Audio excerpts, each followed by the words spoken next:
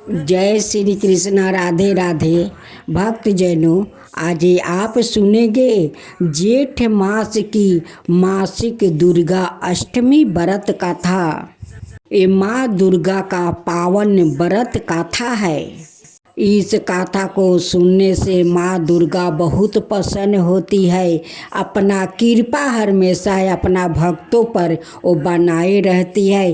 तो बोलो माँ दुर्गा की जय, माँ दुर्गा की जय। कथा पौराणिक कथाओं अनुसार प्राचीन काल में असुर दंभ को महिषासुर नाम के एक पुत्र की प्राप्ति हुई थी, जिसके भीतर बचपन से ही अमर होने की प्रबल इच्छा थी। अपनी इच्छा की पूर्ति के लिए उसने अमर होने का वरदान हासिल करने के लिए ब्रह्मा जी की घोर तपस्या आरंभ की। महिषासुर द्वारा की गई इस कठोर तपस्या से ब्रह्मा जी प्रसन्न हुए और उसे मन चाहा वरदान मांगने को कहा।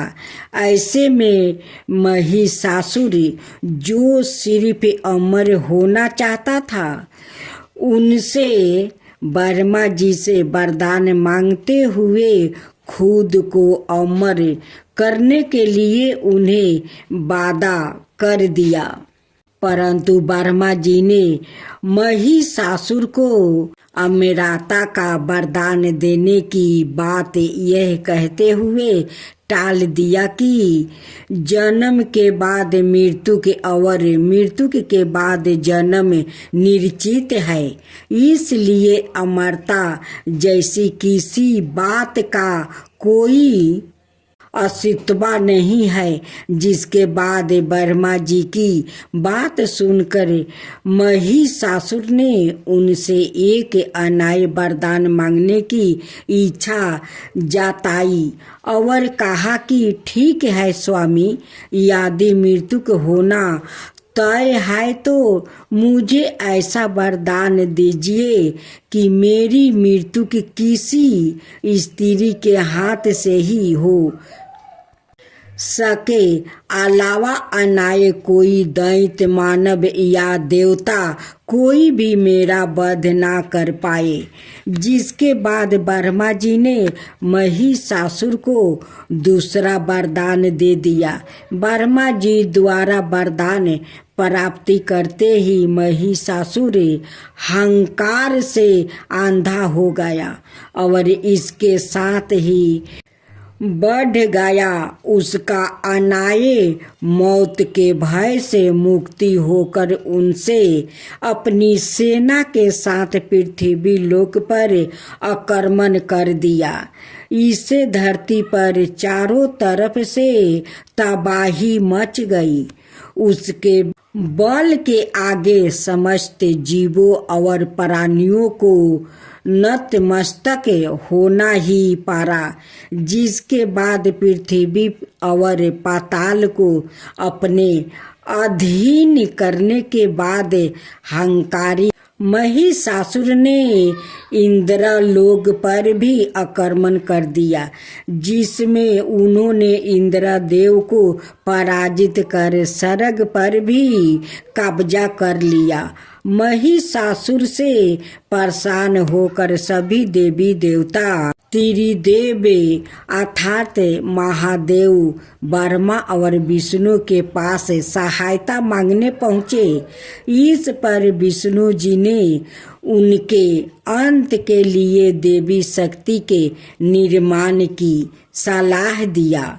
जिसके बाद सभी देवताओं ने मिलकर देवी शक्ति को सहायता के लिए पुकारा और इस पुकार को सुनकर सभी देवताओं के शरीर से निकले तेज ने एक अत्यंत खूबसूरत सुंदरी का निर्माण किया। उसी तेज से निकली माँ आदि शक्ति, जिसके रूप और तेज से सभी देवता भी आश्चर्यचकित हो गए।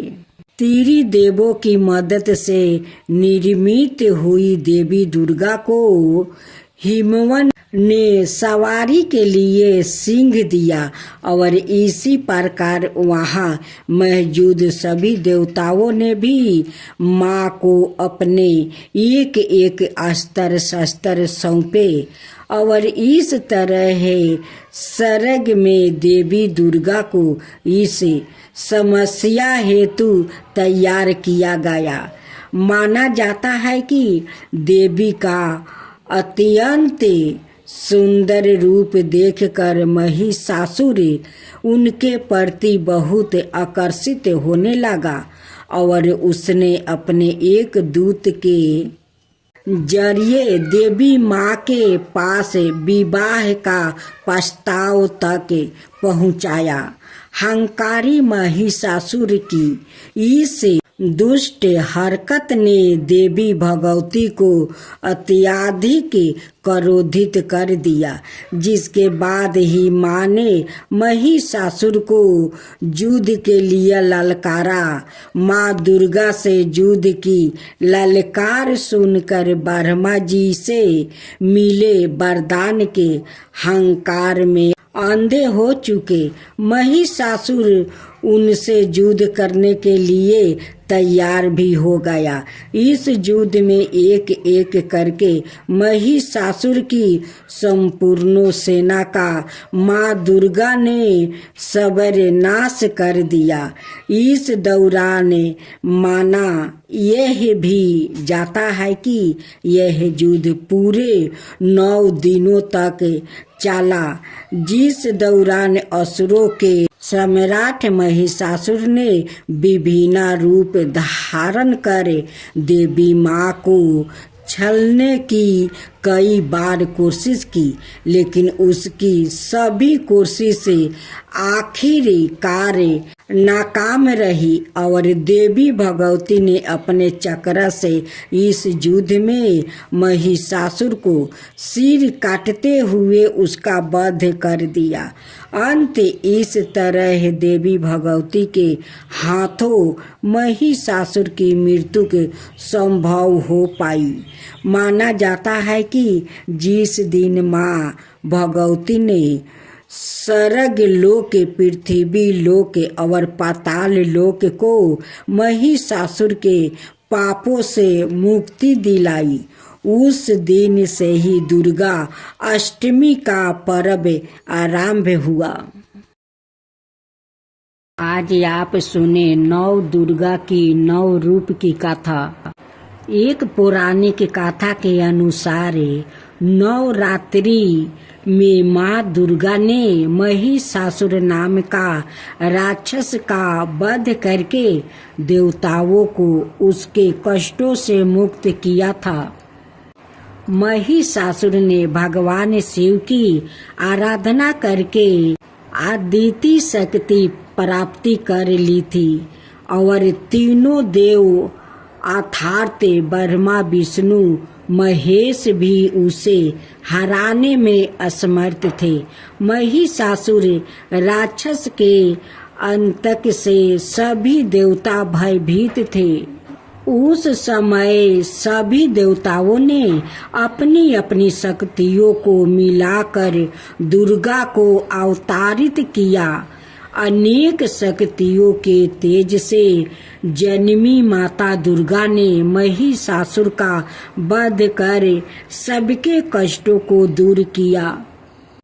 कथा 2। एक नगर में एक ब्राह्मण रहता था। वो माँ भगवती दुर्गा का परम भक्त था। उसकी एक कन्या थी। ब्राह्मण नियम पूर्वक प्रतिदिन दुर्गा की पूजा और यज्ञ किया करता था। सुमति अर्थात ब्राह्मण की बेटी भी प्रतिदिन इस पूजा में भाग लिया करती थी।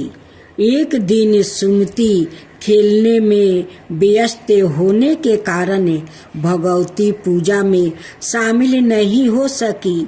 यह देख उसके पिता को क्रोध आ गया और क्रोध बस से उसके पिता ने कहा कि वो उसका विवाह किसी दलिद्रता और कोढ़ी से करेंगे। पिता की बातें सुनकर बेटी को बड़ा दुख हुआ और उसने पिता के द्वार क्रोध में कही गई बातों को हर्ष स्वीकार कर लिया। कई बार प्रयास करने से भी भाग्य का लिखा नहीं बदलता है। अपनी बात के अनुसार उसके पिता ने अपनी कन्या का विवाह एक कोढ़ी के साथ कर दिया। सुमति अपने पिता के साथ विवाह कर चली गई। उसके पिता का घर ना होने के कारण उसे वन में घास के आसन पर रात भर कष्ट में बितानी पड़ी। गरीब कन्या की यह दशा देखकर माता भगवती उसके द्वारा पिछले जन्म में की गई उसके पुण्य प्रभाव से प्रकट हुई और सुमिति से बोली, हे कन्या, मैं तुम पर प्रसन्न हूँ। मैं तुम्हें कुछ देना चाहती हूँ, मांगो, क्या मांगती हो? इस पर सुमति ने उनसे पूछा कि आप मेरी किस बात पर प्रसन्न है? कन्या की यह बात सुनकर देवी कहने लगी, मैं तुम पर पूर्व जन्म के तुम्हारे पुण्य के प्रभाव से प्रसन्न हूँ। तुम पूर्व जन्म में भील की पतिव्रता स्त्री थी। एक दिन तुम्हारे पिता भील द्वारा चोरी करने के कारण तुम दोनों को सिपाहियों ने पकड़ कर जेल खाने में कैद कर दिया था। उन लोग ने तुम्हें और तुम्हारे पिता को भोजन भी नहीं दिया था। इस प्रकार नवरात्रि के दिनों में तुमने ना तो कुछ खाया और ना ही जल पिया। इसलिए 9 दिन तक नवरात्रि व्रत का फल तुम्हें प्राप्ति हुआ। हे ब्राह्मणी, उन दिनों अनजानों में जो व्रत हुआ उस व्रत के प्रभाव से प्रसन्न होकर आज मैं तुम्हें मनोवांछित वरदान दे रही हूँ। कन्या बोली कि अगर आप मुझ पर प्रसन्न है तो कृपा करके मेरे पति का क्रोध दूर कर दीजिए। माता ने कन्या की यह इच्छा शीघ्र पूरी कर दिया। उसके पिता का शरीर माता भगवती की कृपा से निरोगी हो गया। कथा 3 रामायण के एक प्रसंग के अनुसार भगवान श्री राम, लक्ष्मण, हनुमान वो समस्त वानरों सेना द्वारा आश्विन शुक्ला प्रतिपद से 9वीं तक 9 दिनों तक माता शक्ति की उपासना करे 10वीं तिथि को लंका पर आक्रमण प्राप्ति किया था। इस तरह नवरात्रि में माता दुर्गा की पूजा करने की प्रथा के पीछे कई कथाएं प्रचलित है, जिसके बाद से ही नवरात्रि का पर्व आरंभ हुआ और माता दुर्गा की पूजा होने लगी।